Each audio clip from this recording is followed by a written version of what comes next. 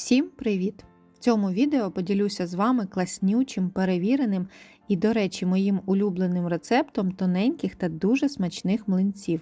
Вони підходять для будь-якого виду начинки, як солодкої, так і солоної. Та й самостійно без неї зі згущеним молоком або джемом вони неймовірні. Готуємо. Для початку в глибоку тарілку розбиваємо 3 яйця. Всі інгредієнти для цього рецепту млинців бажано брати кімнатної температури, тому раджу заздалегідь дістати все з холодильника.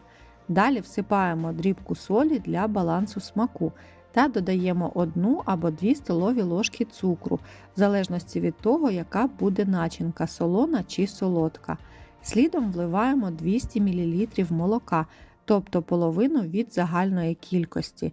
Перемішуємо все вінчиком до поєднання. Далі ставимо на мисочку сито та всипаємо 220 г борошна. Його необхідно обов'язково просіяти. Тепер знову все змішаємо до однорідної маси. Таким чином, не додаючи всю рідину одразу, тісто завжди виходитиме гладеньким та без грудочок. Ось таким воно має вийти на цьому етапі. Далі вливаємо сюди решту 200 мл молока та перемішуємо знову до поєднання. Тепер заварюємо тісто, вливаючи сюди 200 мл окропу. Завдяки такому способу млинці виходять еластичними та не рвуться, коли в них загортати начинку. Швиденько все перемішуємо, об'єднуючи разом.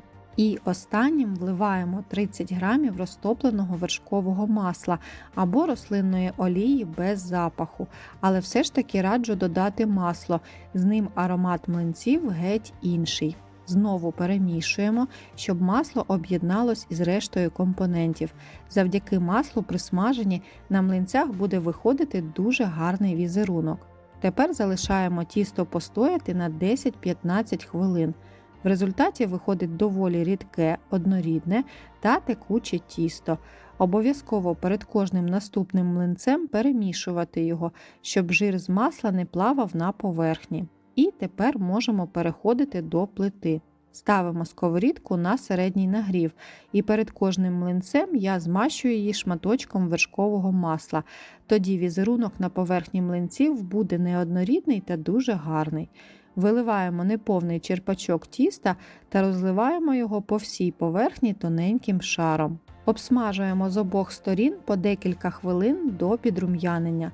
Перевертати млинці зручно силіконовою лопаточкою, щоб не пошкодити та не порвати їх. Якщо у вас сковорідка з антипригарним покриттям, то можна змастити її тільки перед першим млинцем і далі вже не змащувати, адже в тісті є масло.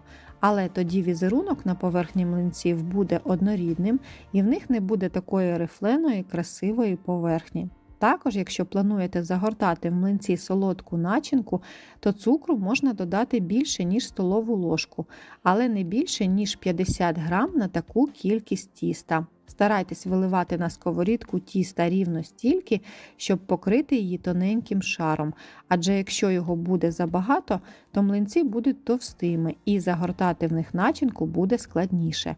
В процесі, я впевнена, ви приловчитеся і ваші млинці виходитимуть ідеальними. Все готово. З такої кількості інгредієнтів виходить плюс-мінус 14 млинців. Вони неймовірно запашні, еластичні, дуже гарні, а саме головне – смачні. В такі млинці можна загорнути будь-яку начинку, а також приготувати з них млинцевий торт. Та й самі по собі такі млинці просто чудо. Цей рецепт зі мною вже багато років, і я ні за що не проміняю його на інший. Спробуйте і ви. Впевнена, ви будете задоволені. З нетерпінням буду чекати на ваші відгуки в коментарях. Ну і не забувайте ставити вподобайку, якщо відео вам сподобалось, та підписуйтесь. Буду безмежно вам вдячна. Готуйте з душею та любов'ю, і ваші страви завжди будуть неперевершеними. До зустрічі!